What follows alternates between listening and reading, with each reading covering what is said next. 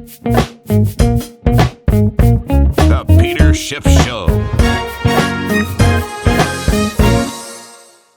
I began yesterday's podcast by pointing out the weakness in shares of the recent IPO of Lyft. In fact, I mentioned that Friday's close above the IPO price, the first time it closed above that price since the day of the IPO. The fact that it couldn't hold on to that rally, I thought that meant the stock looked even weaker technically, and we got a big follow through today.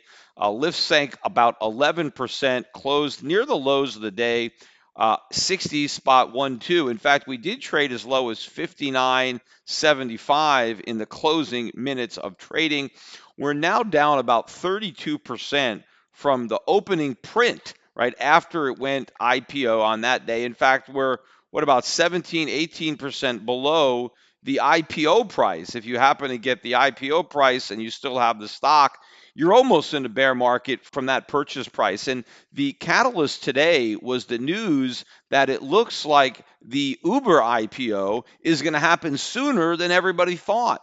Maybe they're going to be filing as early as this week. And the IPO is actually going to be bigger than people thought as far as how much stock they're going to be looking to unload on investors, although they're taking the valuation down for maybe 90 to 100 billion. I think initially they were talking maybe 110, 120 billion, and they're going to look to unload about 10% of the company, $10 billion. Now, you would think, wait a minute. If Lyft is doing so poorly, what is the rush to bring Uber to the market? I mean, doesn't it seem like a bad time to bring Uber out if Lyft is having so much trouble?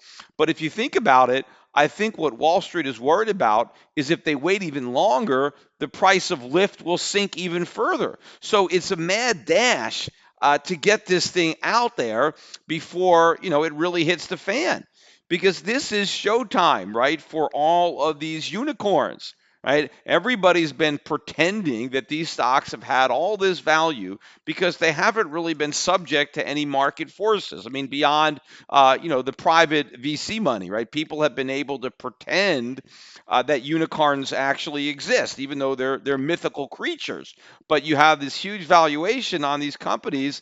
But now that we're shining the light of truth on these companies, there is no real appetite in the public market for these valuations. And so they're rushing to get Uber out. But meanwhile, Lyft is sinking. And who knows how much further this thing is going to fall. The overall stock market is still shrugging this off. I mean, the Dow was up today. In fact, the S&P and NASDAQ percentage-wise were up more. So it's nothing as far as Wall Street is concerned. But I think that this is a canary in a coal mine. This is, wait a minute, the appetite for speculation is not what we thought. And this is just another myth that is being exposed and that the bulls on Wall Street are continuing to ignore. Well, they are going to ignore this at their own peril. Another topic today was inflation. We got the government's version of inflation, the CPI, out this morning. Although before the government released their numbers, I was listening to the Mario Draghi press conference. I think it was before. I forget the chronology now, but I was listening to that press conference. And for the first time, I heard Draghi actually say that he was willing to tolerate inflation above 2%. This is new. Nobody's really reporting about this, but it, lifted one of my eyebrows because he always says that we have to keep inflation close to but less than 2%. This time, for the first time, he kind of borrowed a page from the Fed's playbook and said that he was willing to overshoot on inflation, that his real goal is we need more inflation, and I'm even willing to go above 2% if it's necessary to get the inflation close to 2%. He's now kind of talking about averages. So now I don't know how well this is going to go over in the Eurozone or how well this is going to go over with the Bundesbank. I think maybe some pressure is going to be put on Draghi because I don't believe there's a lot of tolerance there for inflation above 2%. But inflation is rising. It is going to be rising worldwide. I mean, this is what nobody expects. It's what nobody's worried about. And it's always what you're not worried about that comes out to bite you. The numbers that we got today for March, the CPI, the headline number was up 0.4% versus expectations of 0.3. Year over year, the CPI is now up 1.9% versus the prior print of just 1.5. And the core, if you strip out food and energy, that was up 2% year over year versus 2.1 prior. But what should be concerning people is what's going to be happening to the headline number. Look at what is going on with the price of crude oil. I have been pointing this out. Oil up again today. What, another 5-month high or so? We're now about $64.50 per barrel. The price of oil continues to rise despite the fact that the dollar has not fallen. Now, it's interestingly, the dollar did rally a bit on the dovish comments coming out of Mario Draghi, but ultimately it couldn't hold that rally and it surrendered the rally. So, again, to me, the dollar is having a lot of trouble sustaining a rally above 97, looking at the dollar index. So I think the dollar is getting ready for a drop. And of course, that means gold is getting ready for a rise. Gold was up a few bucks today, but nothing spectacular. But we are holding now back above 1,300 on the price of gold. The little gold stocks were on the weak side today, despite the small increase in the price of gold. But it's an interesting point to be made about inflation because I spoke a lot yesterday about the wealth gap and capitalism and Ray Dalio. And one of the reasons that you have this rising inequality is because of the Federal Reserve's efforts to pursue inflation. I mean, even Mario Draghi said that I need more inflation. That is our goal. We want inflation. Well, that's been the Fed's goal. They're trying to reach their inflation target. Well, that is one of the reasons that you're seeing this wealth gap because inflation hurts the most the poor and the middle class, right? They don't have financial assets that benefit from inflation. They earn wages, and the value of those wages are destroyed by inflation. The cost of living is going up, and the value of their savings, if they have any savings, is going down. So this is again another thing that Dalio didn't point out. In fact, as he is praising the Federal Reserve for quantitative easing and 0% interest rates, their efforts are causing inflation, which is undermining the living standards of average Americans and forcing the cost of living to rise. And if you're very wealthy, well, the cost of living is an afterthought because you have so much extra money that if your grocery bill goes up, it doesn't really affect you. But if you're struggling and living paycheck to paycheck, then your grocery bill is a big deal. And of course, if you're having to spend more and more money on current consumption, well, then you have less money to set aside for the future, which is another reason for the wealth gap because middle class or lower class people are spending all their money just to survive. They don't have any extra money left over to set aside for their retirement. But, I wanted to discuss a couple of points that I left out of yesterday's podcast, which was one of the reasons that I'm doing the podcast today. Plus, I also want to talk about the spectacle that took place on Congress today, where the House Banking Committee, led by Maxine Waters, was grilling the CEOs of all the big banks that were bailed out, 10 years ago. It's basically a look back of 10 years and checking in on the banks and seeing what's happened. So, I mean, really some incredible stuff there. So I did want to talk about that as well. But before I get to that, just to get into some of the points from what I discussed yesterday. First of all, I saw some comments. People were curious about what the difference is between a democracy and a republic. So I thought I would spend a little bit of time and answer that because I talked about how democracy was failing and how the United States was established as a republic and we are supposed to have Republican government. We are not a democracy. And of course, when the founders created a republic, I mean, they had other choices, right? They could have created a monarchy. And the difference between a republic and a monarchy is under a monarchy, the rules are made by the king, right? You have a hereditary title that's passed down and the king is at the top of the government. But a republic is self-government. It's government by the people, but it's not necessarily democracy. Under democracy, right, the people are making the rules themselves, or under a direct democracy, rather, right, the people directly decide what the rules are going to be, what the laws are going to be, right? Now, you can also have a representative democracy where people vote for representatives and then the representatives decide what's going to happen.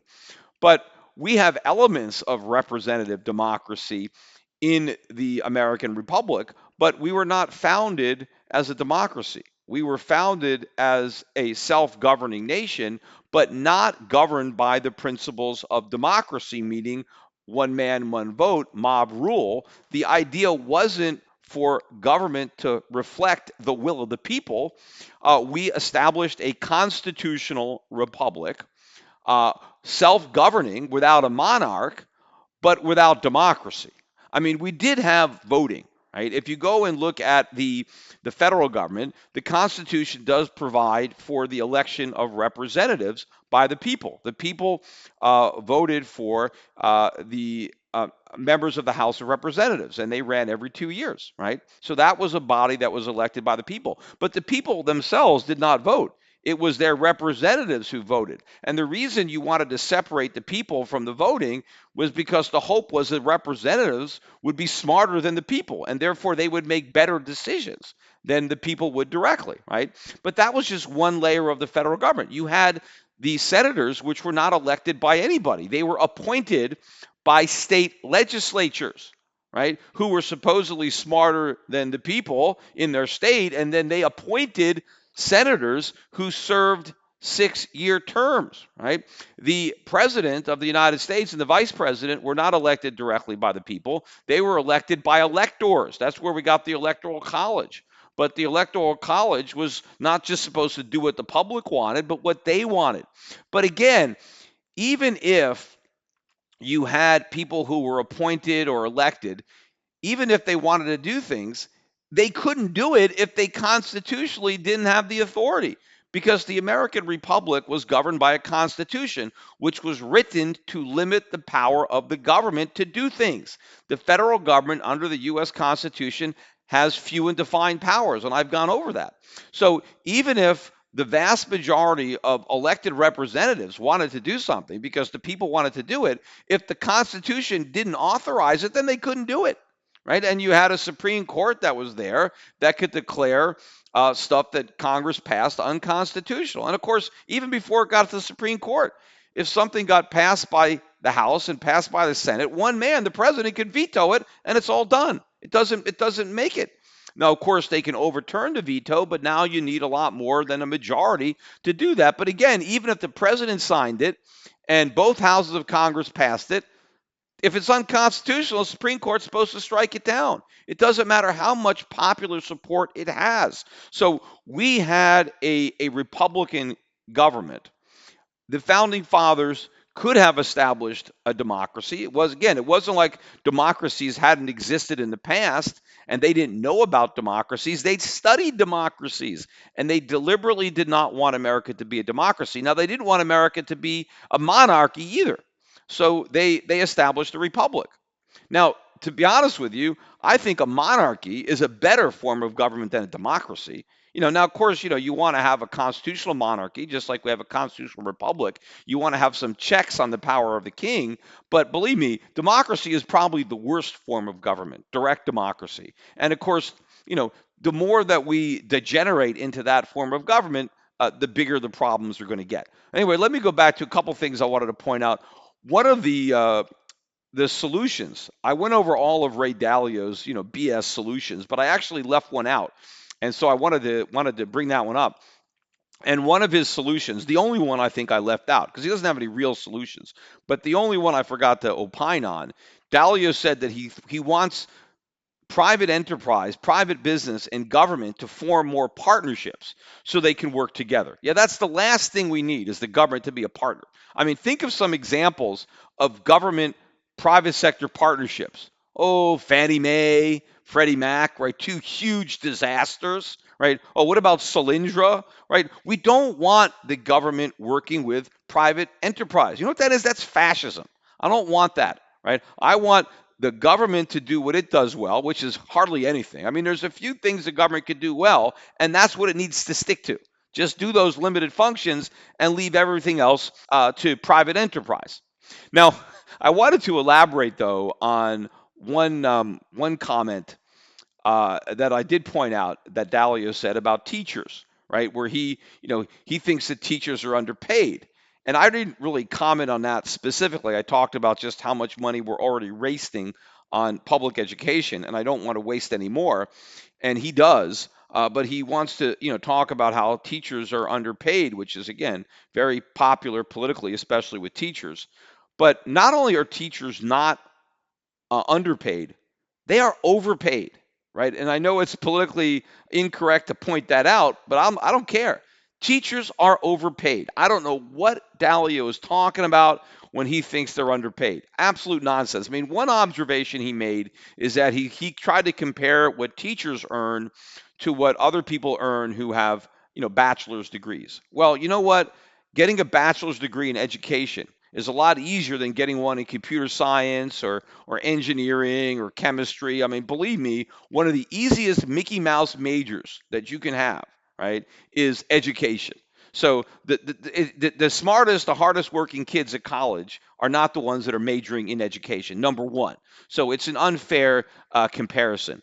But also, when you're looking at what teachers are paid, right, their salary, and you're comparing their salary to the salary of, an engineer or an architect or computer, programmer or something like that, you're really not making a fair comparison because teachers get a lot of compensation that is not reflected in the wage, right? Number one is vacation time. I mean, what other job do you get the entire summer off, right? Teachers don't work in July and August. I mean, find another job like that, right? So that has a lot of value.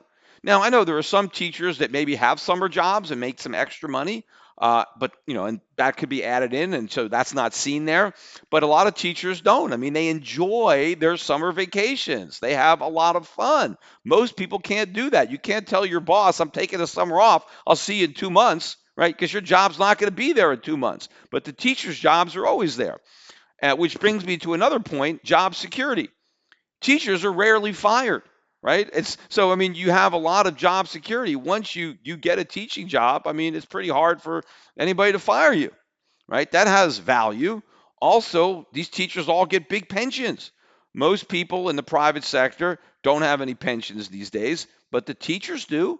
So, what's the value of those pensions? Throw that in there. Then also, there's a lot of personal satisfaction when you're a teacher. I mean, being a teacher is a fun profession in general. You're working with kids. You get the joy of educating them. I mean, compared to most jobs, right? If you talk to teachers and ask them about job satisfaction and and their personal fulfillment, teachers generally enjoy what they're doing, right? I mean, much more so than people that have your typical job, which is mundane and repetitious, or people don't like it. Then another thing I forgot is the hours. I mean, teachers aren't burning the midnight oil. Most schools are over at what 3:15 or something. I mean, then they leave. Right? They're not working 10-hour, 12-hour days. The teachers aren't working weekends. I mean, so it's not a hard job. It's a fun job. It's a personally rewarding job and fulfilling job. That's why so many people want to be teachers. In fact, if teachers were really underpaid, like Dalio, is claiming, if that was the case, there'd be a shortage of teachers, right? I mean, the market isn't going to have a situation like that. The fact that there's not a shortage of teachers, the fact that it's not hard to hire teachers means that they're not uh, underpaid. Now, I will admit that there are some teachers, I believe, that are underpaid. I think they're in the majority. I think there are some really, really good teachers that should be paid more, but they're not based on the labor unions, the teachers unions, right? They're trying to keep everybody at the same pay. And so that means that there's some excellent teachers that are being underpaid. But that also means there's a lot of horrible, lousy teachers that are way overpaid, right?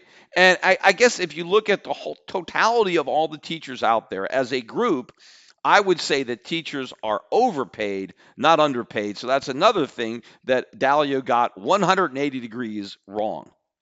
And one more thing too that Dalio, pointed out as far as the problem with wealth inequality, has to do with the amount of debt that's out there, and in particular student debt, which he is not calling out the government for its role in loading up our kids with all of this debt, right? But for the government, we would not have this student debt problem, right? Which brings me to the height of hypocrisy and the congressional hearings today regarding the banks. Because at the end of the hearings, and I know maybe I'm putting the cart before the horse, but this is just a good a transition. But the very last thing that Maxine Waters said, right, was she was scolding all of the bankers. And of course, the spectacle, the photo op, was all these guys are old and white, right? They're all older white men, right? White men in their 50s and 60s, right? I mean, maybe some were a little bit younger, but they all were relatively older white men who were running these banks, right? And of course, so many people on the committee were so pissed off about that. In fact, one guy who was a black congressman, I don't remember his name, but he actually was pointing this out. All of you guys are white. He said, all you guys are men. And he said, just in case, if any of you aren't a man or aren't white, can you raise your hand? Because I want to make sure you're hearing me. And now I was hoping that one of those white guys would have raised his hand and just said he identified as a woman just to see what this guy would say. Right. But he was really upset that we didn't have more women or more Latinos or more African Americans on the committee, right? That was a big deal about all these white guys. In fact, there were several questions that were asked of these guys.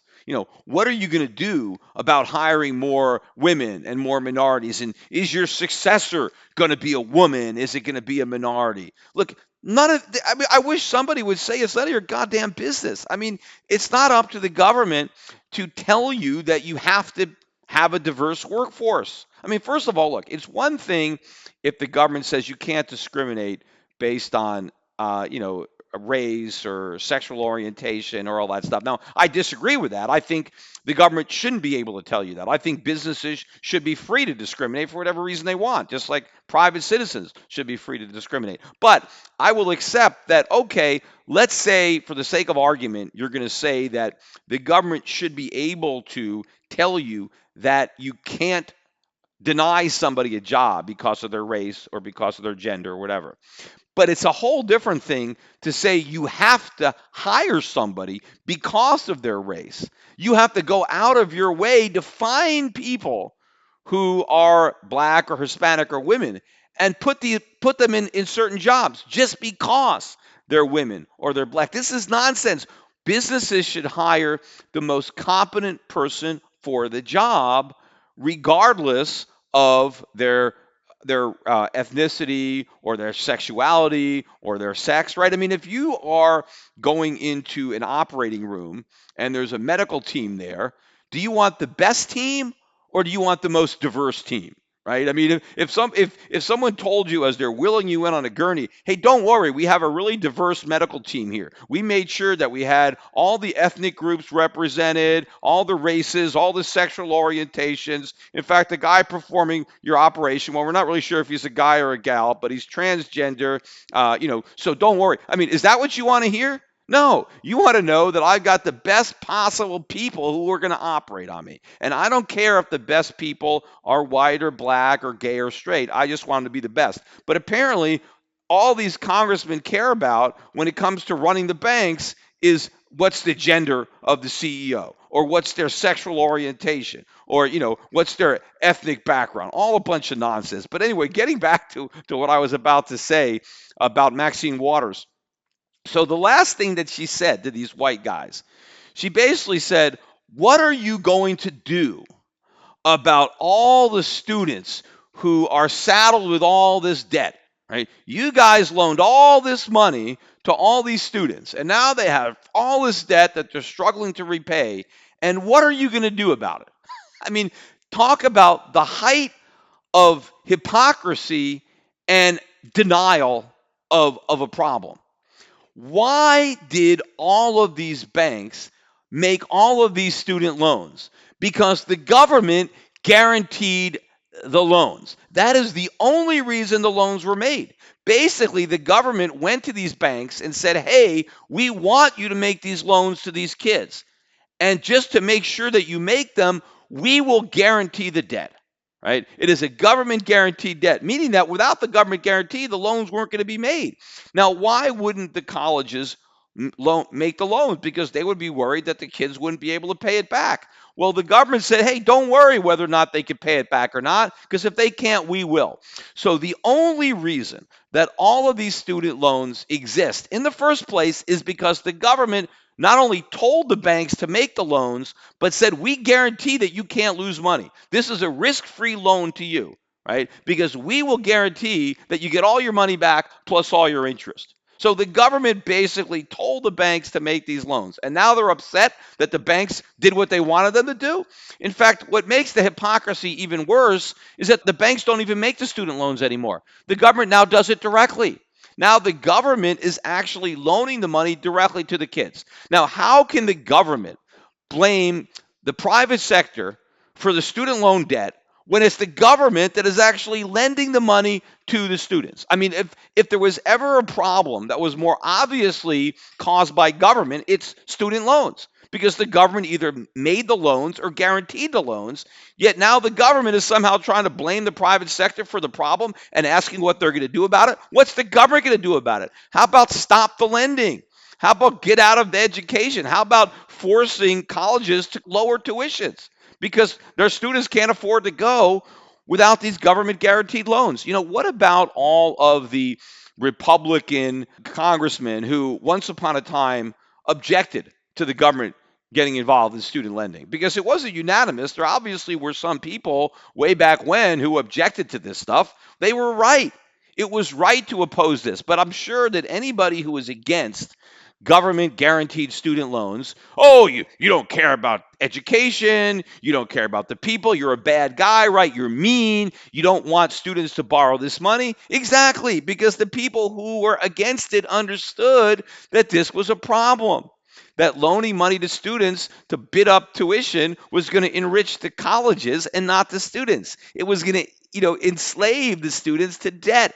So the people who were smart enough to think beyond the immediate, right, to understand the unintended consequences of all the good intentions, those were the good people, but they were probably vilified at the time for not being caring. But now you got people like Maxine Waters is so dumb that she can't even see this. Right? If our elected officials are this dumb, right? Talk about the idea of representative democracy, that the representatives of the people are supposed to be smarter than the people. Who the hell is Maxine Waters smarter than? I mean, how could you be any dumber than that?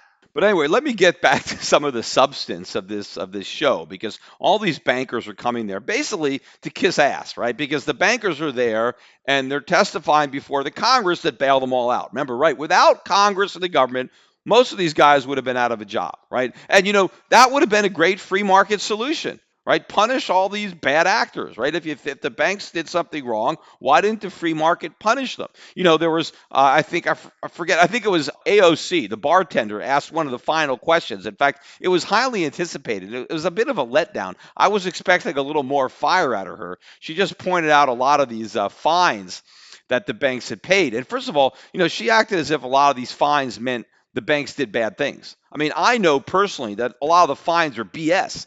I mean, the government is just, alleging stuff. And in many cases, the banks did nothing wrong, but they just agree to pay the fines because they're basically getting shaken down by a thug. And, I've had this happen personally where, a regulator wants to fine you and you did something wrong, but the cost of defending yourself is higher than the cost of paying the fine. So you make a decision just to write a check rather than stand on principle, because that's going to be an expensive stance. And so most of the stuff that she read off that the banks paid fines for is all BS anyway. The banks didn't do anything wrong. It's just the government shaking them down and the banks pay the fines. But it was a different congressman had said, why didn't more people go to jail? And was asking if, why didn't more bankers go to jail? What would have been worse than jail for a lot of these guys would have been if they lost all their money, if they went bankrupt. I mean, that would have been, a pretty big punishment for a lot of people who, were working in the banks and who got all levered up and were gambling to make a bunch of money, right? They would have lost quite a bit had it not been for the bailouts. But anyway, so all these bankers here have convened on the 10-year anniversary, I guess, of the financial crisis and the bank bailouts. And they're all there to basically kiss ass because obviously they want to get bailed out again. In fact, one of the questions had to do with Steve Moore. Somebody said, "Hey, the president wants to appoint Steve Moore to the Federal Open Market Committee," and Steve Moore is on record as saying that he wants to abolish the Fed. Steve Moore is on record as saying he wants to go back to the gold standard, right? I've talked about this. So this congresswoman asked every single one of these representatives if they in favored abolishing the Fed, and then if they have favored going back on a gold standard. And surprise, surprise, every single one of them said, no, we don't want to abolish the Fed, and no, we don't want to go back on the gold standard. Well, of course. I mean, what do you expect them to say? Right? I mean, if we were back on a gold standard, there'd be no more bailouts. Had we been on the gold standard in the past, there couldn't have been a bailout in the past. In fact, had we been on a gold standard, there wouldn't have been a financial crisis. The last thing these bankers want to do is go back on a gold standard. It's like, asking criminals if you want more cops on the street. The gold standard keeps all these guys honest. It's the Federal Reserve that it has enabled the banks not to have to suffer the consequences of their mistakes. So why would they want to eliminate the Fed? The Fed is their best friend. These bankers are making a fortune off the Fed. It's the people, right? Put some people who represent the real economy. Get them to testify. Don't ask the bankers if we should eliminate the Fed or go back on a gold standard. Of course, they're not going to want to do that. Right? Again, it's like asking the criminals if we should have more cops. No, ask the people who are being robbed by the criminals if they want more cops, because then the answer would be yes. And then, of course, there were questions about whether the banks are now safer now than they were, when they were bailed out. And every single guy, oh, yes, we're so much safer than we were. I mean, Jamie Dimon is like, oh, it's multiples. I mean, it's no question about it. We're so much safer now, which is all a bunch of BS.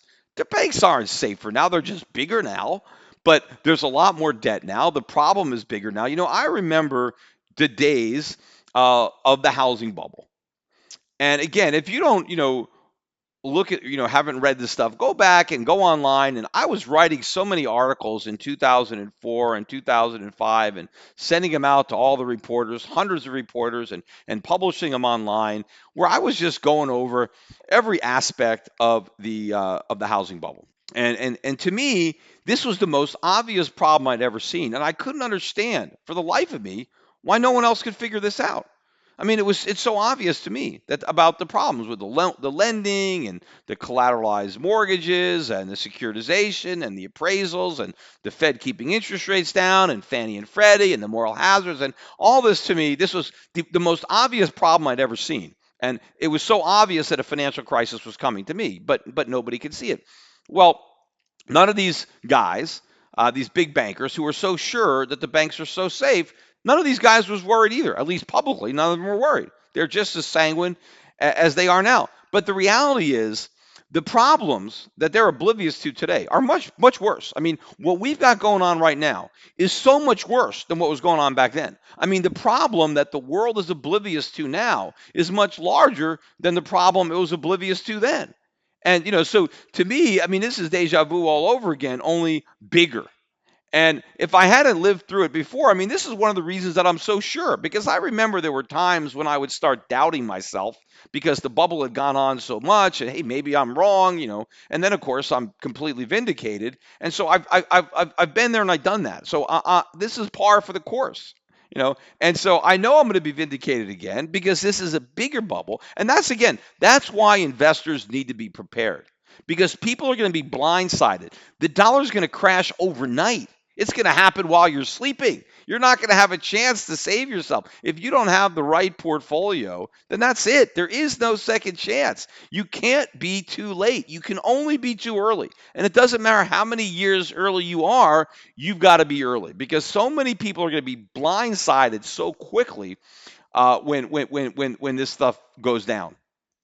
But most of the hearing was simply a publicity stunt or a photo ops for the Democrats to bash the banks, and for the Republicans to talk about how great the economy was. Every single Republican who questioned the bankers started off his comments by saying we've got the greatest economy ever, we've got low unemployment, everything is great. You guys are doing a great job because everything is great, which of course is going to work perfectly for the Democrats. When it all hits the fan and everything collapses, right? It's the Republicans that go down with the ship because they're the captains. They're the one that said everything was great. It was the Democrats who said there was a problem. Forget about the fact that they completely misdiagnosed what the problem is or what's causing it. At least they're going to be credited for seeing it.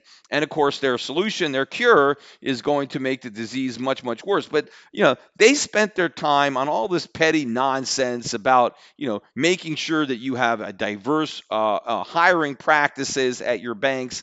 Then they talked about stuff like how much banks are charging for overdraft protection on checks, that this is terrible, that they're victimizing poor people by charging them fees when they overdraw their checking account. I mean, come on. I mean, do the Democrats not want anybody to be personally responsible for anything? I mean, why don't they blame the account holder for not balancing his checkbook and for bouncing a check? I mean, should people be able to bounce checks, just without any consequence? I mean, what's going to stop people from bouncing checks if the banks don't charge you for bouncing a check? And a part of it is overdraft protection, so that hey, if you write a check without money, they won't bounce the check. They'll front you the money, and there's a fee for that. But in many cases, the fee that the bank charges is less than what the merchant would charge for the bounce check. Because when you write a bad check to a merchant, the merchant usually has a check policy that, hey, if you give me a check and it bounces,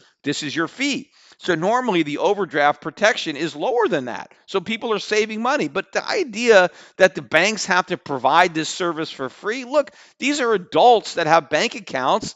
If you don't like the overdraft charges, then don't buy the overdraft protection.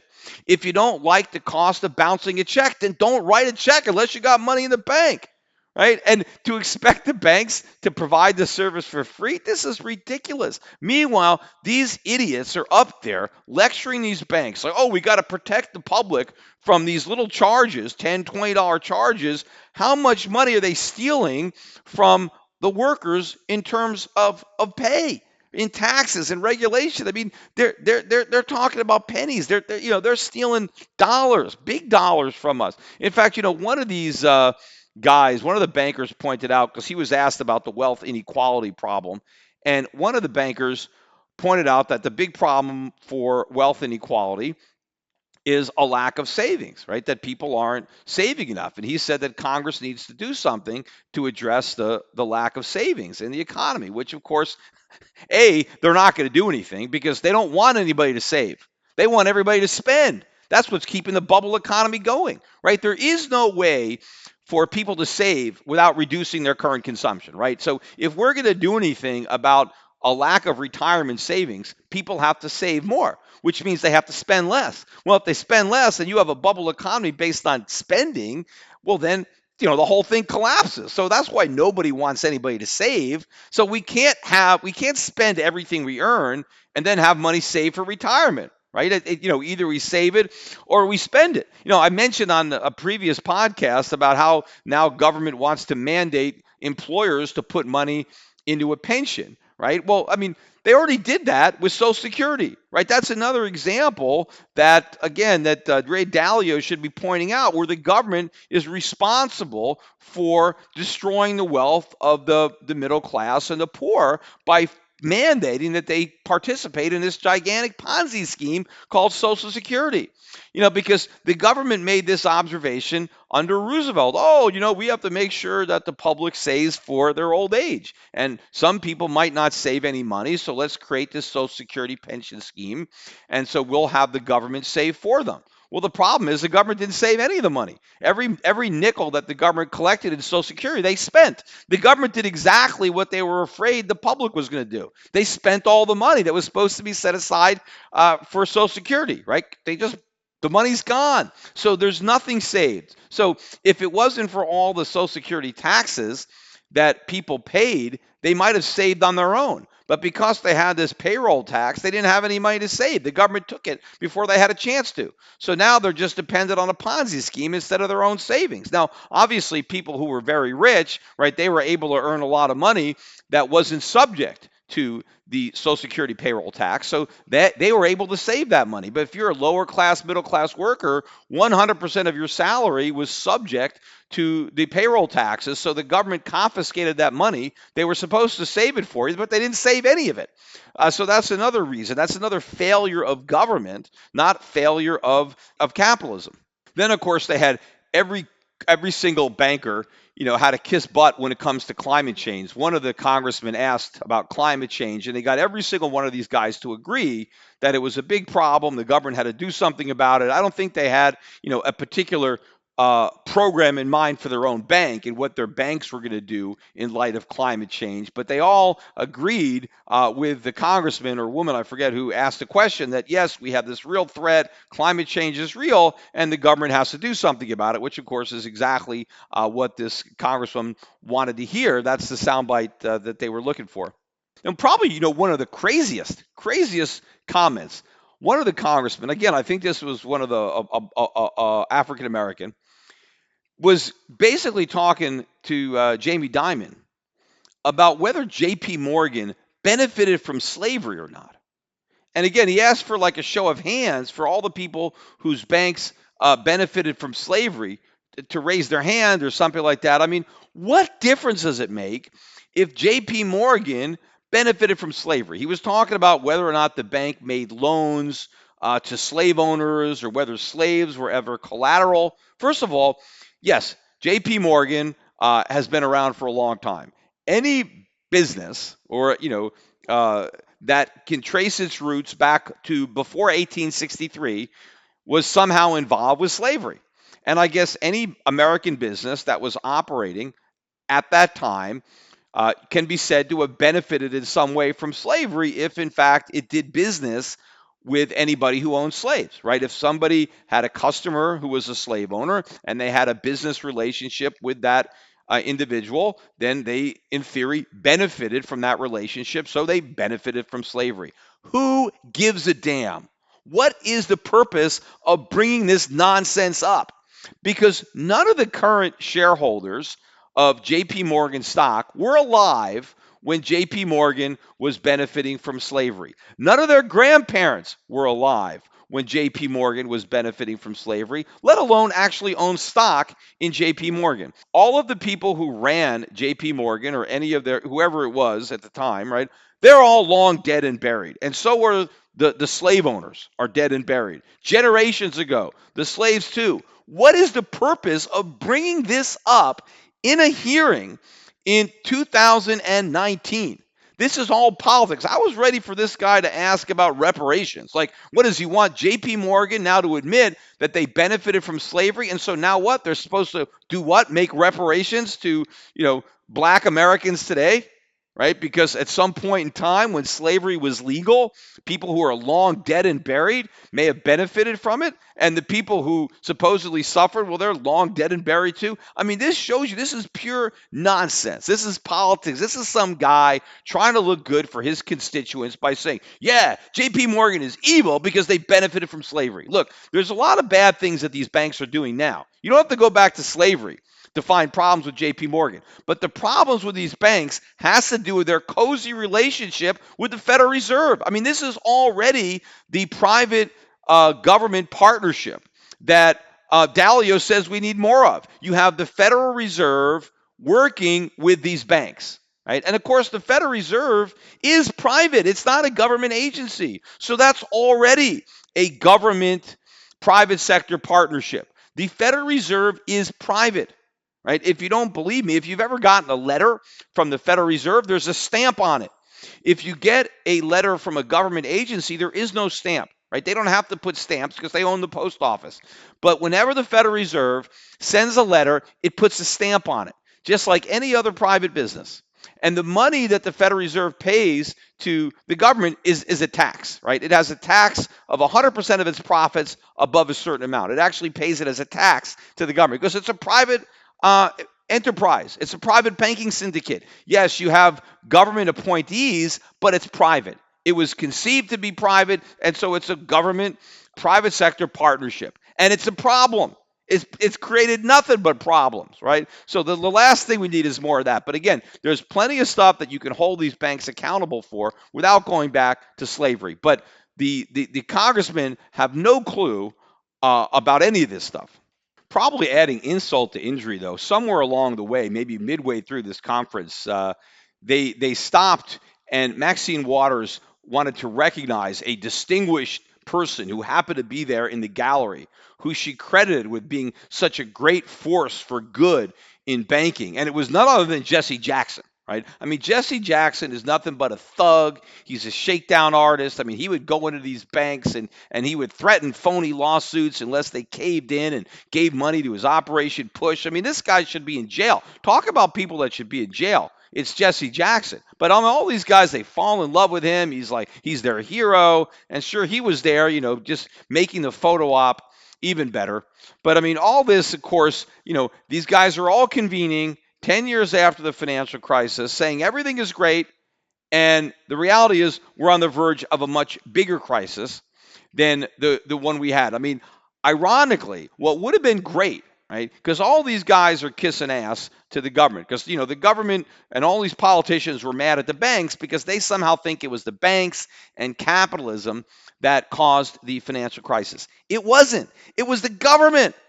It was these very politicians who were grilling these guys. The financial crisis was caused by the Federal Reserve and by the United States government. The United States government crammed these bad mortgages down these banks.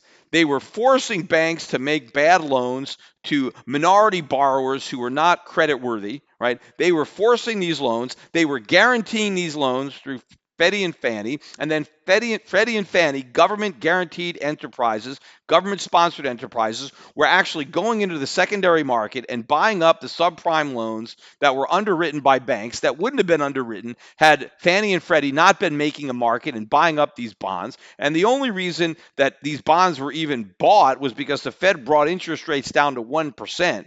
And we had such huge trade deficits during that bubble. There was so much demand for higher yielding assets that everybody was loading up on these government guaranteed mortgages. So it is a crock. The financial crisis was created by the very government that is now grilling these guys. And because of the bailouts, that all these guys are now singing the praises and thanking everybody. They're thanking the taxpayers. They're thanking Congress. Yes, thank you for bailing us out, right? Well, this guaranteed, all of these bailouts guarantees that the next crisis is going to be way worse than the '08 crisis that happened 10 years ago. Oh, another thing, too, I forgot to mention that the banks were really being called out regarding how they handle foreclosures. Like, how dare you foreclose on these loans? And are you doing everything you can to not foreclose? I mean, look, I mean, one of the reasons that there are a lot of foreclosures is because the banks, or the government rather, encourage the banks to make loans to borrowers who are really not creditworthy, right? That's part of the problem, right? When you lend money to people who really shouldn't be borrowing it because they can't afford to pay it back, there's a good chance that there's going to be a foreclosure. And again, they never want to hold the borrower accountable. The banks are only foreclosing because the lender is not making the payments. What are they supposed to do? Right? I mean, if you don't risk losing your home, if you don't make the mortgage payment, then why would you pay the payment? Right? I mean, that's the moral hazard. There has to be some kind of adverse consequence to not making your mortgage payment. And a lot of these guys, of course, don't even have a down payment. That's another part of the problem. And they talked about that, how these banks are, helping people buy homes with low down payments. That is a mistake. You don't want someone to buy a house that doesn't have a down payment. Then they have no skin in the game. Then they have nothing to lose, right? You're going to more likely to make your mortgage payment if you put some hard-earned savings down, right? Because you want to protect that. If you didn't have to put anything down, you got nothing to lose. Also, again, if you don't have the resources to save for a down payment, then you don't have the resources to own a home. That is the reality. Homes are expensive. When you own a home, and I know because I own several, when you own a home, you better have a lot of money. You better have savings because stuff goes wrong. Things have to be fixed, right? It's easy when you're a renter, and I've been a renter too, and I know how much easier it is. If something goes wrong, you pick up the phone, you call the landlord. It's his problem. Well, when you're the owner, you're the landlord. It's your problem. And one of the important things is, all right, you own a home. It's not just can you afford to make the payments, do you have the extra money to maintain the property? And if you can't save for a down payment, what does that mean? That means you're living paycheck to paycheck. If you're living paycheck to paycheck, you have no business buying a house. And the bank should deny you a loan if you're living paycheck to paycheck. But then the politicians don't like that because then a lot of minorities might be getting denied loans, and the government says, oh, that's discrimination. It's not discrimination because they're a minority. It's discrimination because they're a bad credit risk, because they shouldn't be borrowing the money in the first place. The banks are trying to do the right thing by denying them a loan that they can't repay. But then the government, for political reasons, tries to step in and get them to do the wrong thing. Again, this is an example of where capitalism would have worked if it was allowed to function. But the government doesn't like the results of capitalism. So it interferes and it tries to force banks to do things that under capitalism they would not do. And then when these mistakes blow up and there's losses and there's foreclosures, who gets blamed? Does the government ever reflect upon itself? Do any of these politicians look in the mirror to see the real cause of the problems? No. They constantly point fingers at everybody else instead of accepting responsibility for their own actions. Final comment on today's podcast. The FOMC minutes were released today at 2 o'clock. Kind of a yawner. Nobody was really paying attention. There was so much other stuff going on. But no overt indications that a rate cut is coming. But there was some indication that the FOMC is concerned about the housing market. They are also concerned that we didn't get a bigger boost in GDP from the tax cuts, right? That there wasn't a more lasting bounce. And they are, waiting patiently to see if the slowdown that we've had in the first quarter is reversed in the second quarter. And again, they did focus more on weakening economies overseas, worried about whether weakness in Europe or Asia will spill over into the United States. When the reality is our homegrown problems are far worse than anything that's going to spill over from overseas. The U.S. economy is the weak economy. It's growth here that's going to be slowing. We have a major hurricane on the horizon, and none of these bankers, no one at the Federal Reserve, no one in Washington, no one on Wall Street can see it coming. It is as plain as day. It's bigger and more obvious than the 2008 financial crisis. And just like nobody, other than a few people and me, warned about the last crisis, that is exactly what's happening now.